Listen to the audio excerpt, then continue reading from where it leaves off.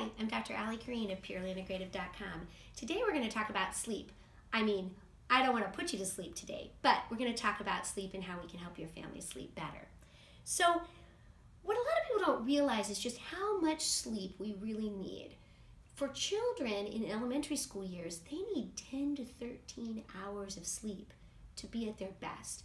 And for teenagers, they need 8 to 10. And by the way, for grown-ups, that would be about the same, about 8 to 9 hours of sleep.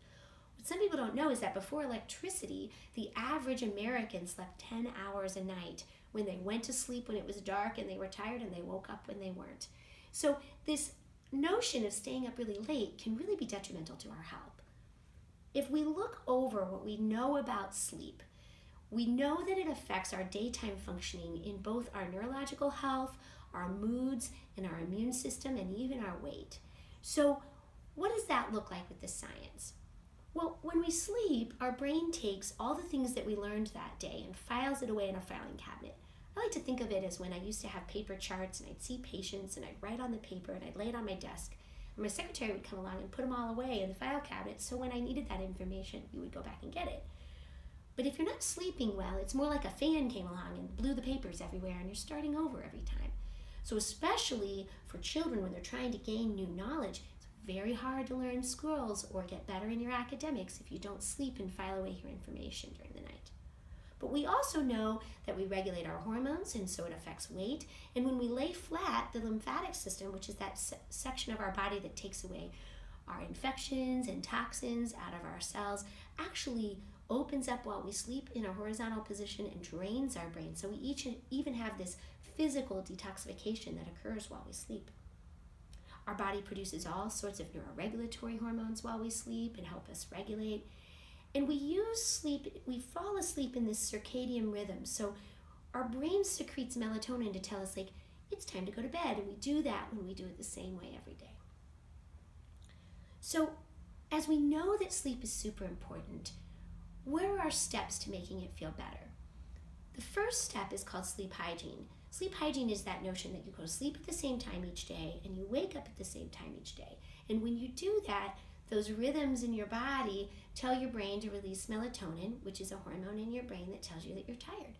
Well, melatonin releases and tells us, I'm tired, I need to go to sleep. So if you're studying and you're looking at your papers and it's late and you say, I really feel tired, and you look at your watch, you're like, because this is my bedtime. I usually go to bed at 10:30 and it's 10:30.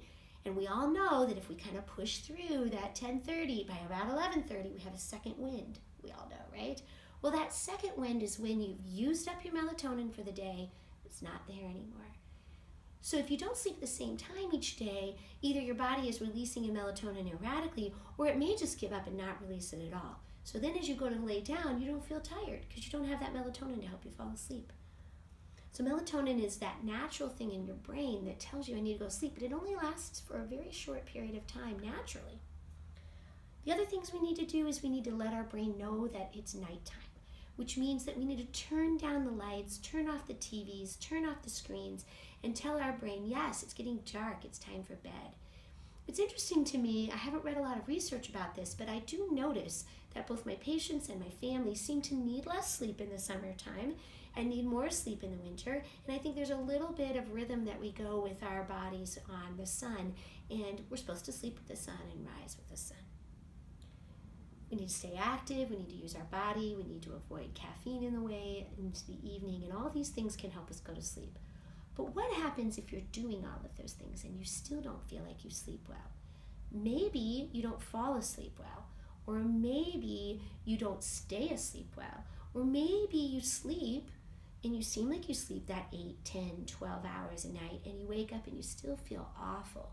So those are all 3 different kinds of sleep problems. One we would call sleep induction, it's you have trouble falling asleep, and one would be sleep maintenance, so we have trouble staying asleep, and then sometimes we refer to sleep efficacy or quality of sleep because you stay asleep but you don't feel good in the morning. Each of those are addressed a slightly different way, so we're going to go over some products that we can use to address those. From the simplest standpoint, we're going back to school and we say to ourselves, Our kids have been running around chasing fireflies all summer. How am I possibly going to get them in bed in time to be able to go to school with this 8 to 10 hours as a teenager, or 10 to 12 hours with an elementary school kid? How am I going to accomplish that? Like, they're definitely not tired at 8:30 right now.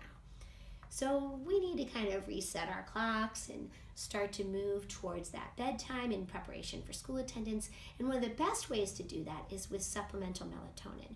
So these melatonins that we stock, all of our products are looked at for quality and purity and taste, and kids will like them. So we really have done a lot of the hard work of saying, what are the products that we think your children will like and you'll feel safe for your children?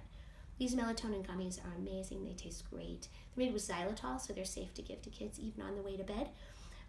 They're 1.5 milligrams. We also have these chewable 1 milligram melatonins. They're both great for kids, especially as we come to set our clocks back in a different way for school. So melatonin's a great way to do that. Let's say we're in school and we've been trying all these things and our kids still don't sleep great, and maybe they chronically don't sleep great. You might even have a kid who never slept great.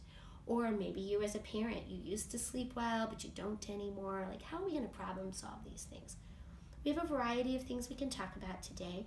Magnesium, which is great for like preventing migraines and other things for neurocalming, can help with those wiggly bodies or anxious thoughts.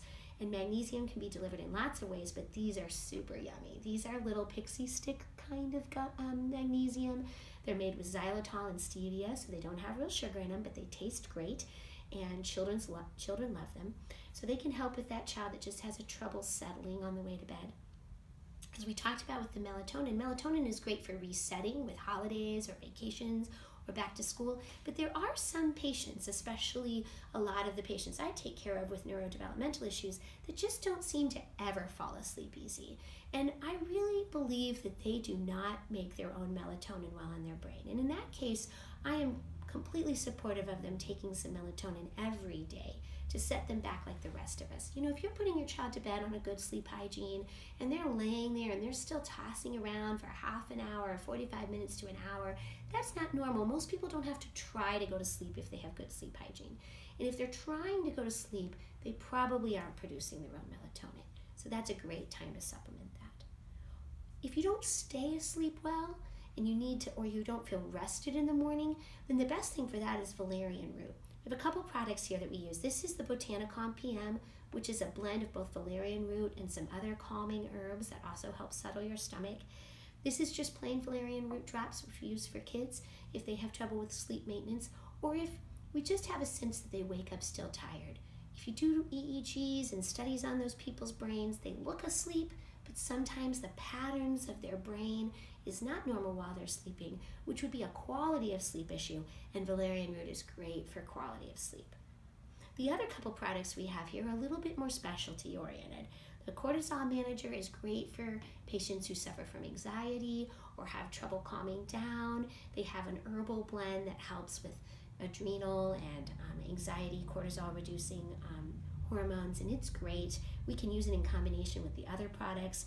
CeraVive is a B vitamin complex with also GABA and theanine and some other research things that help us with anxiety and calming. So if we are prone to anxiety and that keeps us from sleeping, these two products are fantastic.